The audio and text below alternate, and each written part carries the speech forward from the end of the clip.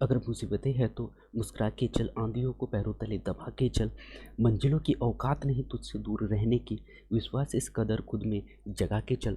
नमस्कार साथियों, पुनः आप सभी का बहुत बहुत स्वागत है। आप देख रहे हो सोलह टिफिन चैनल और इस वीडियो के माध्यम से एक बहुत ही महत्वपूर्ण जानकारी देने वाला हूँ। ऐसे जितने भी मेरे प्रिय साथी हैं जो कि संविदा वर्ग 2 का तैयारी कर रहे हैं, उनके लिए यह वीडियो बहुत ही महत्वपूर्ण होने वाला है। और खासकर जो साइंस सब्जेक्ट जिनका भी है, उनके लिए यह वीडियो बहुत ही महत्वपूर्ण होने वाला है, क्योंकि यहाँ पे मैं आप लोगों को बताने वाला हूँ सब्जेक्ट और सिलेबस के बारे में, क्योंकि जिस सब्जेक्ट कौन से सब्जेक्ट में कितने नंबर आ रहे हैं और कौन से सब्जेक्ट में कौन से टॉपिक से आपके क्वेश्चन बन सकते हैं, इसके बारे में पूरा पूरा डिटेल बताने वाला हूँ ना। सो आप सबसे मेरा यही रिक्वेस्ट है कि इस वीडियो को शुरू से लास्ट तक ज़रूर देखें। आपका जितना भी डाउट है सिलेबस को लेके, आपका डाउट पूरा खत्म हो जाएगा। और यहाँ पे सिलेबस को लेके यहाँ पे जो है बहुत बड़ा बदलाव भी किया गया है। आपने देखा भी, आपने सुना भी होगा। तो जो क्या बदलाव हुआ है उसके बारे में मैं आपको पूरा डिटेल में बताने वाला हूँ, क्योंकि ये जो पार्ट होता है ना सिलेबस, क्योंकि क्वालिफाई होने के लिए एक बहुत बड़ा भूमिका अदा करता है, क्योंकि इसके बारे में आपको जानकारी होना ही चाहिए, तो ही आप क्वालिफाई कर पाओगे। क्योंकि यह जानना हमारे लिए बहुत ही महत्वपूर्ण हो जाता है साथियों, है ना।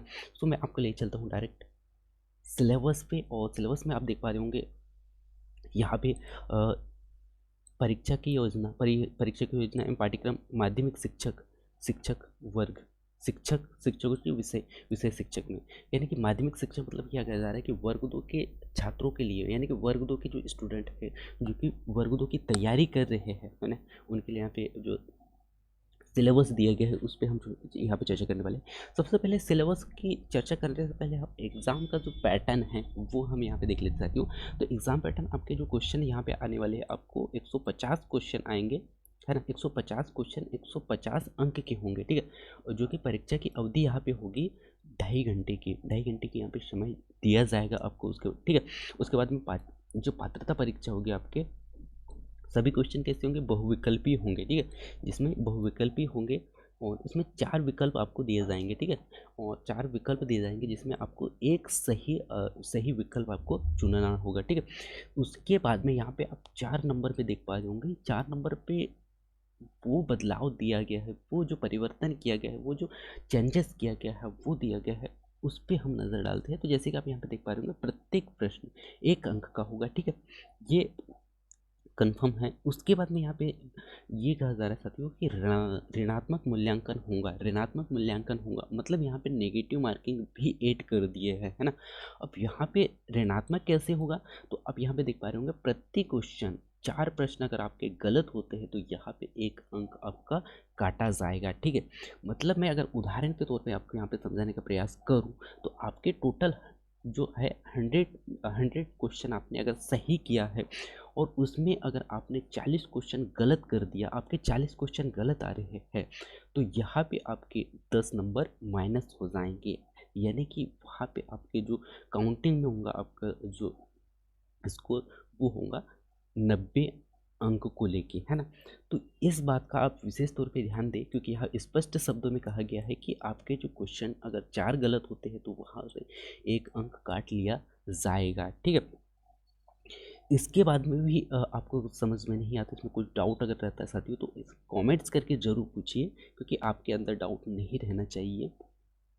अगर डाउट रहेगा तो आप क्या है क्वालिफाई अच्छा से नहीं कर पाओगे। इसका जो आपका जो लक्ष्य है संविदा वर्ग 2 को क्वालिफाई करना, वो आप आपको करने में यहाँ पे समय लगेगा, ठीक है।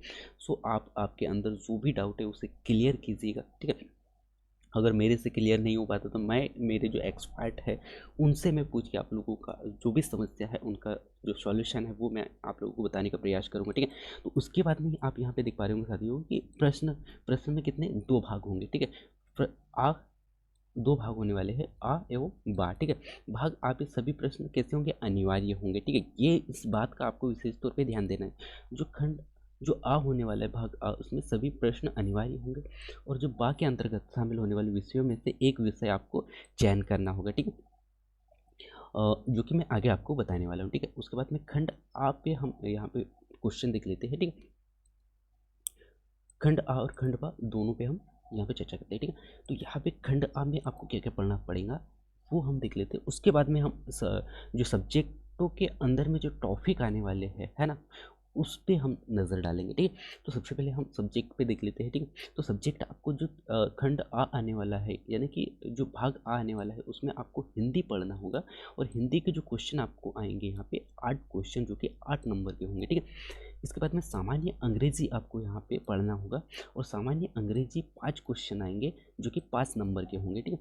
उसके बाद में सामान्य ज्ञान एवं समसामयिक घटना चक्र एवं तार्किक एवं अंकिक योग्यता, जो कि 7 क्वेश्चन आएंगे, 7 नंबर के, ठीक है। अब यहाँ पे बहुत सारे लोगों को कंफ्यूज ये होंगे कि यहाँ पे आप सामान्य ज्ञान भी देख पा रहे होंगे, समसामयिक घटना चक्र भी देख पा रहे होंगे, सामान्य यानी कि तार्किक एवं अंकिक योग्यता भी देख पा रहे होंगे। तो यहाँ पे आपको कंफ्यूज नहीं होना है। यहाँ पे स्पष्ट शब्दों में कहा गया है सामान्य ज्ञान मतलब जीके का जितना भी पोर्सन है, जीके में वो चाहे हिस्ट्री हो या जियोग्राफी हो या इकोनॉमिक्स हो, है ना, या फिर पॉलिटिकल साइंस हो, कोई भी सब्जेक्ट हो जो जीके के अंदर में आता है, उन सबको आपको कवर करना है।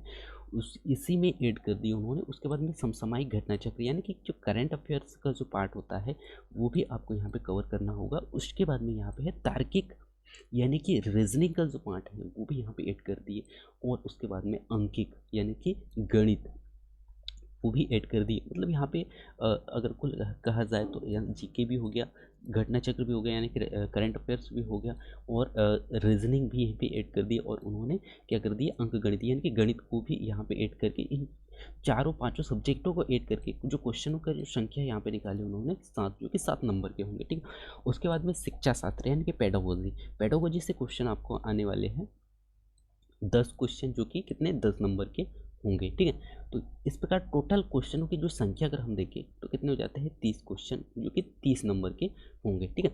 तो इन बातों का आप विशेष तौर पे ध्यान देंगे, ठीक है। उसके बाद में हम यहाँ पे देखते हैं हमारा जो मेन सब्जेक्ट होगा 120 नंबर के, जैसे कि मैंने आपको यहाँ पे पहले बताया था कितने 150 नंबर का क्या आने वाला है आपका पूरे टोटल क्वेश्चनों की संख्या, ठीक है। तो इसमें 30 नंबर तो आपके खत्म हो गए, ठीक है। तो अब बचे कितने 120 नंबर, ठीक है। अब 120 में से 20 में हमें टोटल एक सब्जेक्ट पे कमांड यहाँ पे बनाना होगा, क्योंकि यहाँ पे हर एक सब्जेक्ट आपका जो भी मेन सब्जेक्ट है ना, यहाँ पे स्पष्ट शब्दों में कहा जा रहा है कि जो भाग बा होने वाला है कितने 120 अंक का होगा, 120 अंक का होगा। और इसमें प्रश्न पत्र कितने 120 बहुविकल्पी होंगे, पूछे जाएंगे आपसे, ठीक है। जो कि अलग अलग कितने 7 सब्जेक्ट दिए गए हैं, जिसमें कि हिंदी हो गया, अंग्रेजी हो गया, संस्कृत हो गया, उर्दू हो गया, गणित हो गया, विज्ञान हो गया, सामाजिक विज्ञान। इनमें से आपका जो भी सब्जेक्ट है ग्रेजुएशन में, वो चाहे हिंदी हो सकता है, अंग्रेजी हो सकता है, संस्कृत हो सकता है, उर्दू हो सकता है, गणित हो सकता है, विज्ञान हो सकता है, सामाजिक विज्ञान। तो मैं यहाँ पे चर्चा करने वाला हूँ ऐसे जितने भी मेरे प्रिय साथी जो कि जिन्होंने बीएससी किया है ना, बीएससी किया है, ठीक है, जो कि प्लेन बायो से किया है या फिर अदर कोई भी सब्जेक्ट से किया हो, लेकिन उन्होंने विज्ञान पढ़ा है और संविदा वर्ग 2 में वो विज्ञान से ही फॉर्म अप्लाई करना चाहते हैं, उनके लिए मैं यहाँ पे चर्चा कर रहा हूँ, ठीक है। तो ऐसे जितने भी मेरे साथी हैं जो कि विज्ञान से फॉर्म अप्लाई करने वाले हैं, तो उनको यहाँ पे पढ़ना क्या क्या है वो हम यहाँ पे चर्चा करते हैं। तो ये तो हो गया विज्ञान। विज्ञान से कितने क्वेश्चन बन रहे हैं आपके 120 क्वेश्चन, जो कि 120 अंक के होंगे, ठीक है। अब हम यहाँ पे चर्चा करते साथियों क्वेश्चनों का लेवल, क्योंकि यहाँ भी जानना आपके लिए बहुत महत्वपूर्ण हो जाता है। क्योंकि क्वेश्चनों का लेवल अगर आपको पता नहीं होगा तो आप उसी तरह तैयारी करेंगे जो अब तक तैयारी करते हुए आए हैं और आप पछता रहे हैं। क्योंकि पिछले बार हुआ क्या है, क्योंकि बहुत सारे लोगों का भी संविदा वर्ग दिन में क्वालिफाई हो गया, तो उसमें आप पछता रहे होंगे। तो वो दिन गए आपके। अब आपके सामने और एक थाली आ गया है संविदा वर्ग 2 का। अब आप इसे खाने के लिए तैयार हो जाइए, है ना। तो इसके लिए आपको सबसे पहले तो आपका सिलेबस आपने देख लिया, सिलेबस का स्तर आप देखिए, क्योंकि यहाँ भी जानना आपके लिए बहुत ज़रूरी है कि उसका लेवल क्या होगा, ठीक है। तो यहाँ पे जैसे आपका जो खंड आ होने वाला है, जिसमें कि सामान्य ज्ञान आपसे पूछा जाएगा, और घटना चक्र हो गया, यानी कि रीजनिंग और तर्क गणित और अंकिक योग्यता या पेडागोजी, जो कि 10 नंबर का आने वाला है, ठीक है। एवं विषय वस्तु एवं हायर सेकेंडरी, यहाँ पे जो क्वेश्चन आपके होने वाले कौन से हायर सेकेंडरी लेवल स्तर के होंगे, ठीक है, जिसमें कि मानसिक स्तर के होंगे, ठीक है। और जो हिंदी और अंग्रेजी जो होने वाला है आपका विषय वस्तु, यह भी हायर सेकेंडरी स्कूल के परीक्षा के समकक्ष ही होंगे, ठीक है। तो जो खंड आ होने वाला है साथियों आप लोगों का, वो होने वाला है हायर सेकेंडरी स्कूल के जो छात्र हैं उनके जो बुक्स है उनके लेवल के आधार पे, यानी कि उनके स्तर के जो क्वेश्चन है यहाँ आपसे पूछे जाएंगे, ठीक है। उसके बाद में खंड बा जो है, खंड बा में स्नातक लेवल के समकक्ष के क्वेश्चन आपसे पूछे जाएंगे, ठीक है। तो ये आपको विशेष तौर पे ध्यान देना है, क्योंकि आपका जो सब्जेक्ट है साइंस, उस पर क्वेश्चन किस टाइप से आएंगे, किस लेवल से आएंगे, तो वो स्नातक लेवल से आपको पढ़ना होगा, ठीक है।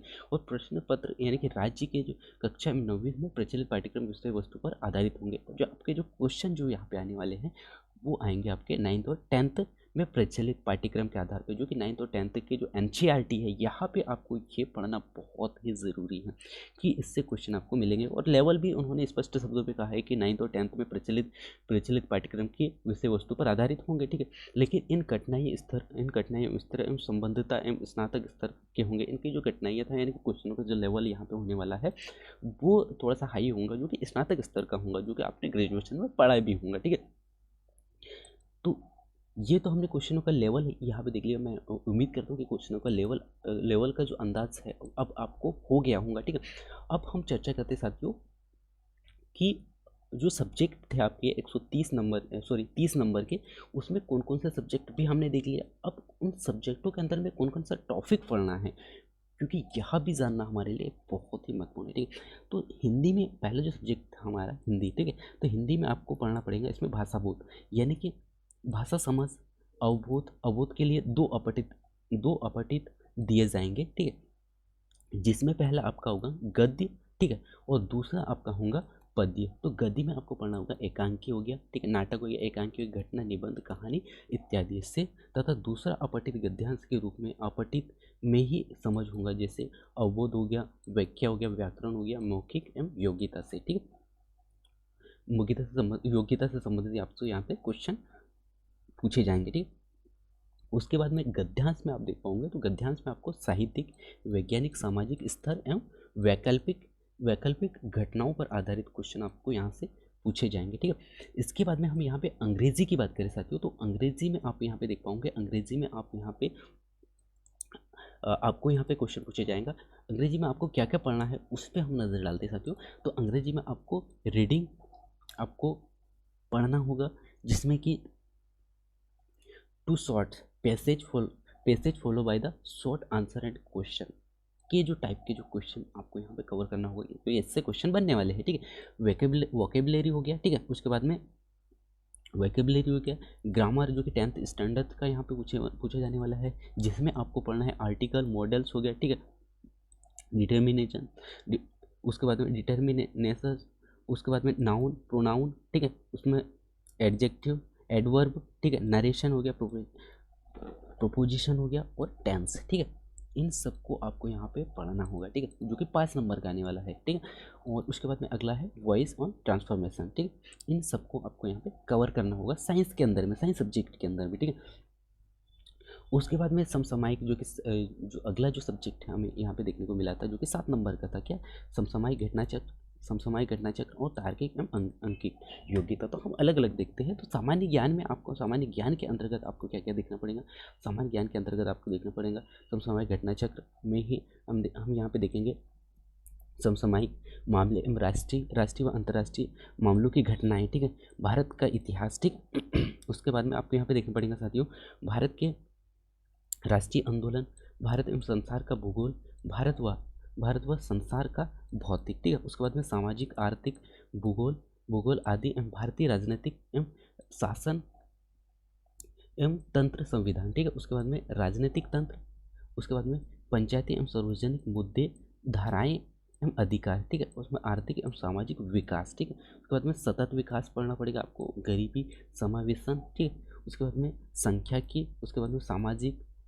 क्षेत्र में पहले, सामाजिक क्षेत्र में पहले, ठीक है। उसके बाद में पर्यावरण, परिस्थिति की यहाँ पे आपको पढ़ना होगा, ठीक है। उसके बाद में जैव विविधता आपको यहाँ पे पढ़ना होगा, मौसम में बदलाव आपको यहाँ पे देखना होगा, ठीक है।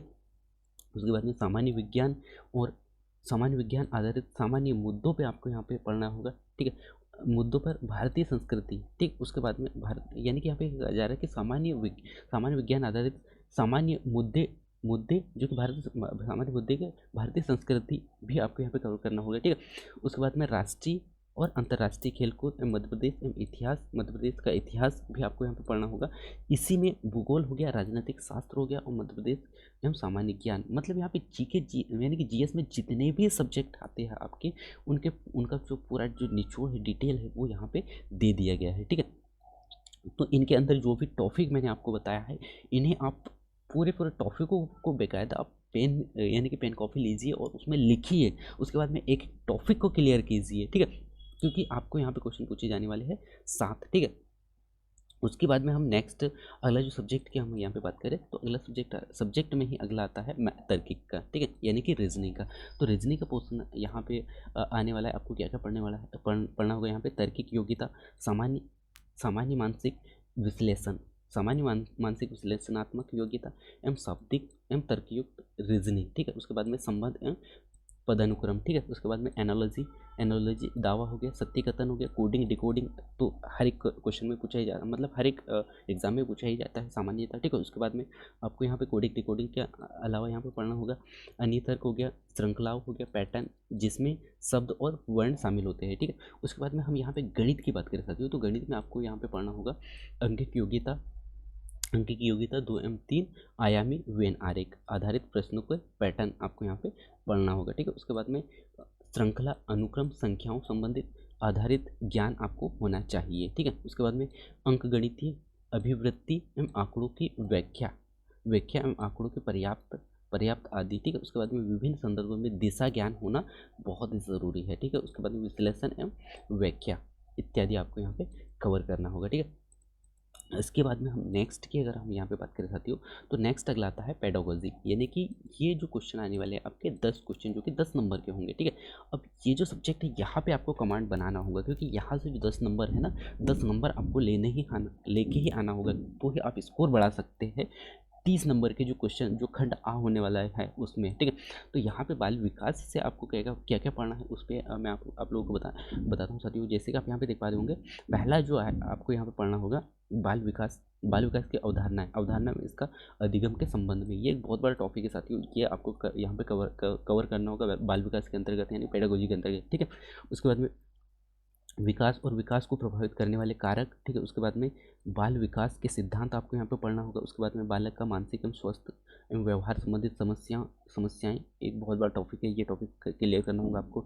उसके बाद में अनुक्रम एवं वातावरण का प्रभाव आपको यहाँ पे ये पढ़ना होगा। उसके बाद में सामाजिकरण प्रक्रिया एवं सामाजिक जगत एवं शिक्षक एवं अभिभावक साथी। ठीक, उसके बाद में प्याजे,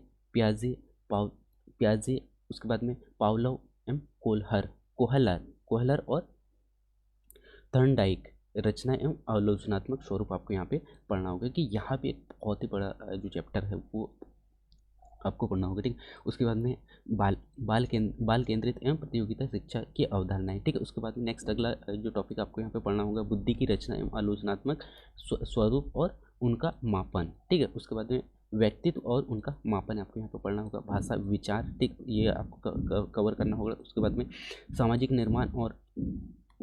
निर्माण के रूप में जेंडर की भूमिका एवं लिंग भेद एवं शैक्षणिक प्रथाएं भी आपको यहाँ पे कवर करना होगा। ठीक है, उसके बाद में नेक्स्ट अगला की अगर हम यहाँ पे बात करें साथियों, तो अगला आपको यहाँ पे कवर करना होगा अधिगमकर्ताओं में व्यक्तिगत विभिन्नताएं, भाषा, जाति, लिंग, संप्रदाय, धर्म आदि विषमताओं पर आधारित विभिन्नताओं की समझ होना आपको बहुत ही यहाँ पे ज़रूरी है। तो ये आपको यहाँ पे कवर करना होगा। ठीक है, उसके बाद में हम नेक्स्ट टॉपिक की बात करें यहाँ पे, तो नेक्स्ट टॉपिक है साथियों, उसके बाद में यहाँ पे आपको यहाँ पे पढ़ना होगा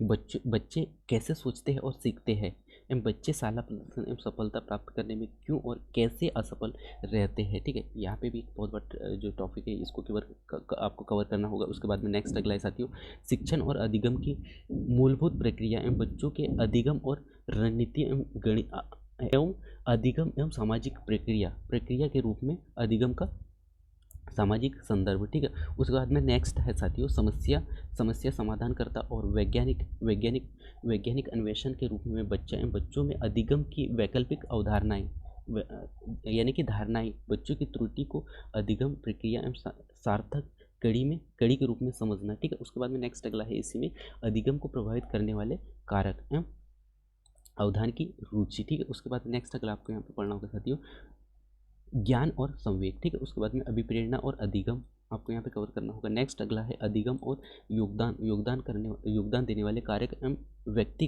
व्यक्तिगत और पर्यावरण, ठीक है। उसके बाद में नेक्स्ट अगला जो टॉपिक आपको यहाँ पे पढ़ना होगा निर्देशन एवं परामर्श, ठीक है। उसके बाद में अगला जो टॉपिक आपको यहाँ पे पढ़ना होगा साथियों अभिक्षमता एवं उनका स्मृति एवं विस्मृति समावेशी शिक्षा में अवधारणा एवं विशेष आवश्यकता वाले बच्चों की समझ यहाँ पे आपको कवर करना होगा, ठीक है। इसके बाद में नेक्स्ट अगले जो टॉपिक आते हैं साथियों यहाँ पे वो है, आप यहाँ पे देख पा रहे होंगे अवलंबित व वंचित वर्गों सहित विधि एवं पृष्ठभूमि में अधिगमकर्ताओं की पहचान, ठीक है। उसके बाद में नेक्स्ट आपको यहाँ पे पढ़ना होगा अधिगम कठिनाई एवं क्षति आदि से ग्रस्त बच्चों की आवश्यकता एवं पहचान, ठीक है। उसके बाद नेक्स्ट प्रतिभावना एवं सृजनात्मक विशेष क्षमता वाले अधिगमकर्ताओं की पहचान करना, ठीक है। उसके बाद में समस्याग्रस्त बालक का पहचान एवं निदानात्मक पक्ष के बारे में आपको यहाँ पे पढ़ना होगा, ठीक है। उसके बाद में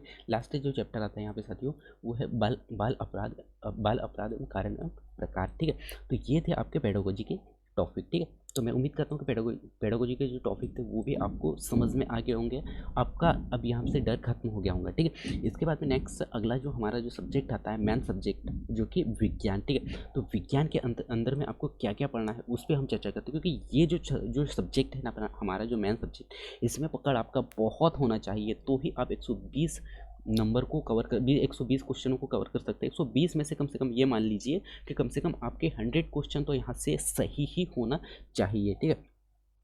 तो इसके लिए मैं फिर से पुनः आप सबसे मैं यही निवेदन करता हूँ साथियों, यही रिक्वेस्ट करता हूँ कि कृपया आप पेन कॉपी लीजिए और एक एक टॉपिक को अच्छे से लिखिए। उसके बाद में एक एक टॉपिक के ऊपर में हम चर्चा करने वाले हैं, ठीक है। तो आप इसमें आलस्य न करें, है ना, क्योंकि ये हमारे अंदर में होना चाहिए तो ही क्योंकि हम मास्टर बनने जा रहे हैं, है ना। तो इसके लिए इतना तो हमारा कर्तव्य बनता है कि हमारे पास में पेन और कॉपी होना ही चाहिए। इन एक एक टॉपिक को लिखिए। उसके बाद में मैं अगला नेक्स्ट क्लासेस में आप लोगों को देने वाला हूँ, जो ऐसे जितने भी मेरे साथी जो कि साइंस सब्जेक्ट को लेके टीचर बनने वाले हैं उनके लिए मैं बहुत ही ज़बरदस्त कंटेंट निकाल के देने वाला हूँ, है ना। तो सबसे पहले आप एक टॉपिक को लिखिए, उसके बाद में एक टॉपिक के बारे में हम यहाँ पे चर्चा करने वाले हैं, ठीक है। तो उसके बाद में सबसे पहले आपको यहाँ पे पढ़ना होगा विज्ञान के अंतर्गत ब्रह्मांड, ठीक है, जो कि भूगोल का एक बहुत बड़ा पार्ट है, लेकिन इसे हमें पढ़ना कहाँ होगा, साइंस के अंदर में, ठीक है। उसके बाद में नेक्स्ट सब्जेक्ट आता है यहाँ पे सब्जेक्ट नहीं नेक्स्ट टॉपिक आता है यहाँ पे मापन, समय, ताप, लंबाई, क्षेत्रफल, आयतन, द्रव्यमान एवं मापन, ठीक है। जो कि ये जो पार्ट होता है ये भौतिक का होता है, ठीक है। क्योंकि विज्ञान के अंदर में आपको क्या क्या पढ़ना पड़ेगा, एक तो फिजिक्स हो गया, आपका केमिस्ट्री हो गया, ये दोनों सब्जेक्ट, और एक जो साइंस यानी कि जो विज्ञान है वो खुद इसका पार्ट है, ठीक है। यानी कि इनके जो पार्ट है इनको भी यहाँ पे इंक्लूड कर दिया गया है, मतलब इन सब में आपको केमिस्ट्री फिजिक्स दोनों पढ़ना होगा, ठीक है। तो ये हो गया आपके फिजिक्स के पार्ट, ठीक है। उसके बाद में तीसरा में देखें तो जैसे आप देख पा रहे होंगे पदार्थ एवं पदार्थ की अवस्थाएं, जो केमिस्ट्री के अंतर्गत हमें पढ़ना होता है, ठीक है। पदार्थ के गुण हो गया, पदार्थ के पृथक्करण की विधियां हो गया, धातु अधातु हो गया, उसके बाद में अणु परमाणु हो गया, तत्व हो गया, उसके बाद में यौगिक मिश्रण, रासायनिक संकेत, सूत्र एवं समीकरण एवं अम्ल, क्षार, लवण एवं उनके गुण, ठीक है। उसके बाद में नेक्स्ट हम यहाँ पे साइंस की बात करें तो साइंस में आपको यहाँ पे देखना होगा भोजन हो गया, स्वस्थ भोजन के स्रोत हो गया, उसके बाद में भोजन के घटक हो गया, उसके बाद में भोज्य पदार्थों का संरक्षण हो गया, ठीक है। उसके बाद में भोजन एवं स्वस्थ पद एवं प्राणियों में संरचनात्मक गठन, ठीक है। उसके बाद में नेक्स्ट अगला जो टॉपिक यहाँ पे पढ़ना होगा आपको, टॉपिक के अंतर्गत आपको सजीव जगत पढ़ना होगा, जिसमें कि वर्गीकरण हो गया, संरचना हो गया, जैविक प्रक्रिया हो गया, अनुकूलन हो गया, उसके बाद में जैव उत्पत्ति, मानव शरीर विज्ञान एवं शरीर क्रियात्मक कोशिकाएं, संरचना एवं इकाई एवं आनुवंशिक तथा विकास, ठीक है।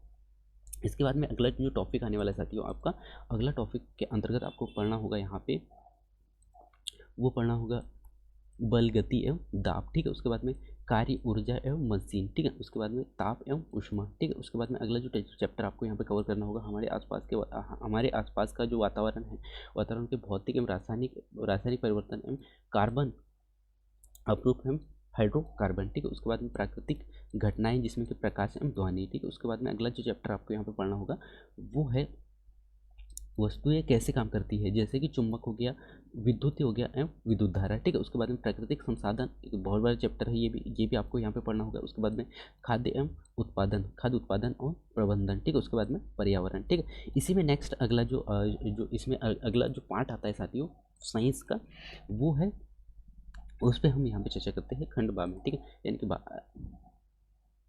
उसमें आपको यहाँ पे पढ़ना होगा विज्ञान के उद्देश्य, ठीक है।